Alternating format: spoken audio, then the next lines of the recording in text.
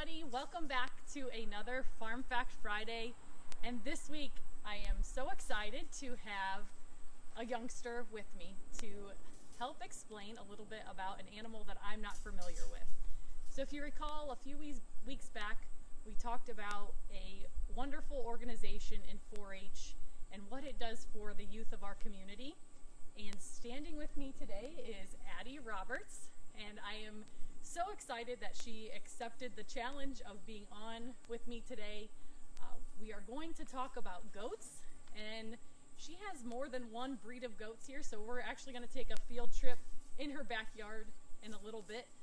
But first we're just going to talk about a little bit of background about her goats, and she's gonna take the floor. So Addi is gonna be a sixth grader at Arcadia, and she is part of the 4-H club CMC Town and Country Kids. So she's active within that club, and I know for a fact that goats aren't the only thing that she takes. She's also quite a baker in the kitchen. So I've seen her gorgeous cake decorating, and I believe she was doing some of that this morning. So we have a talented individual here in Addi just as a sixth grader. So Addi, thanks for being on with me today. No problem. So tell us a little bit about when you got your goats. We got them, well, they were born in February. No, January. First week of January. We got them the first week of March. Very good. And how big were they when you got them? Oreo was 16 pounds. Samoa was 22. Very good. And how big are they now? They're both in their 70s. They're 70 pounds. So she's seen them since they were quite little in March, born in January, and she's seen them to these, and they're market animals, correct? Yep. Okay, very good. Can you tell us a little bit about what they eat or what you have to do for chores each day?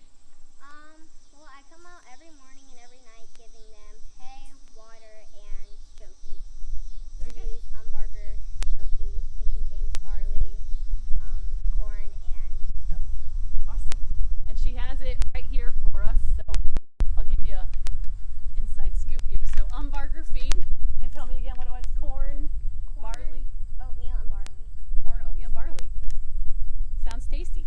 Okay, so unfortunately, the Hancock County Fair was not able to happen this year. That's so unfortunate for our youth. I'm sure Addi's bummed about it, as most 4-Hers are. Having these projects, one of the best things is taking them to the fair and showcasing them. And with goats specifically, I've never showed them in a ring. When I showed, it was calves, and we used a halter and a show stick. And I know that goats don't require a show stick, so we're going to have Addi actually show us some tips for what you do in the show ring for the judge. So Addi, if you want to get one of your goats out, anyone that's interested in maybe showing goats in the future, or maybe you're not quite 4-H age yet, but have an interest in goats, Addi's going to kind of walk us through important tips to remember when you're in the show ring and how to make that goat look the best that it can. So, okay, Addi, tell us some tips. When you are showing a market daring goat, you cannot brace it, which means put your leg into it and reach over it. And when you are in the show ring for judging, you will never turn your back to the judge. Always be facing the judge. Also, when showing, you should never go around the back of the animal, because they cannot see back there, so they might kick you. You always want to walk around the front way. Very good. Do you have to do anything in terms of setting them up with their legs? Yes. Their front legs. Actually, he's in a good stance right now. So their front legs have to be closer together than their back legs. Their back legs go out more than the front legs.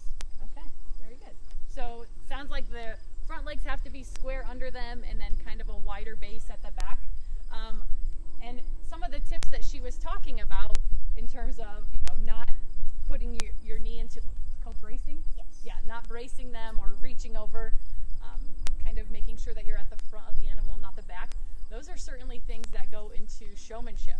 So there's showmanship classes, and there's also your actual market goat classes where they're looking at more the animal and not the showman. So all different factors within taking an animal to the fair. So awesome. All right, you can put your goat back.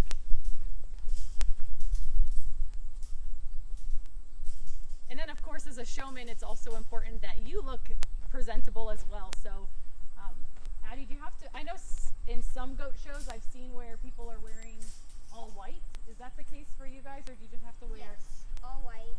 And then for pygmies, you wear flannel and jeans. Okay. So that brings us into the next piece. We're going to talk about the difference in breeds. So, as she mentioned, for these market dairy goats, you have to wear all white. But for the pygmies, which we're going to go to next, you can wear flannel. So we're going to take a little field trip in their backyard.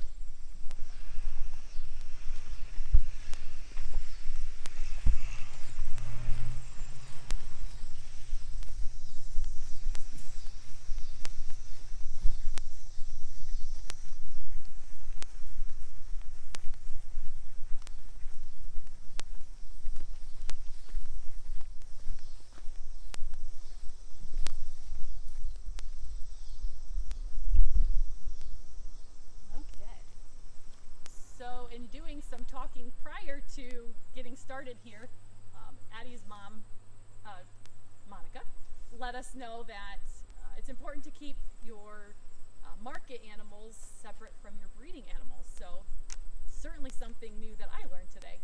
So Addi, tell us what you have in the pen behind us. So we have two pygmies and then one pygmy Nigerian cross.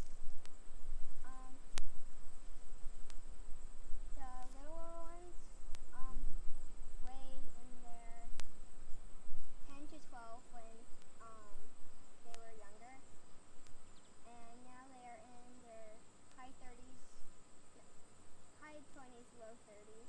And when we got Millie, she was a year old, and the pygmies were a couple months, I think.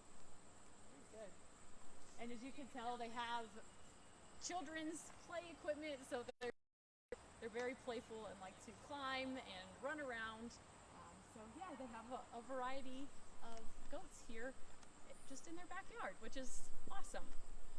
So one thing that I always like to hear, especially from kids, is what their favorite thing is about 4-H. There's so many different projects and aspects of the organization that each kid may like something different. So Addi, can you tell us what your favorite thing about 4-H is? My favorite thing about 4-H is probably showing my projects and animals. Very good. And that's definitely lots of hard work that goes into it, along with family support to make sure everything gets done up to judging day, and then that great time that they have at the fair on typical years. So I'm so glad that you allowed me to come out here to showcase your animals. I guess in this 2020 that it is, this is probably one of the best things that we can do, is just at least providing some education to our people through our program of Farm Fact Friday. So with that, have a great rest of your Friday. Addi, do you have anything else to add? No? Okay. Well, it's great to have you with us today, and thank you so much, Addi, and your family for letting us be here. And we'll check you back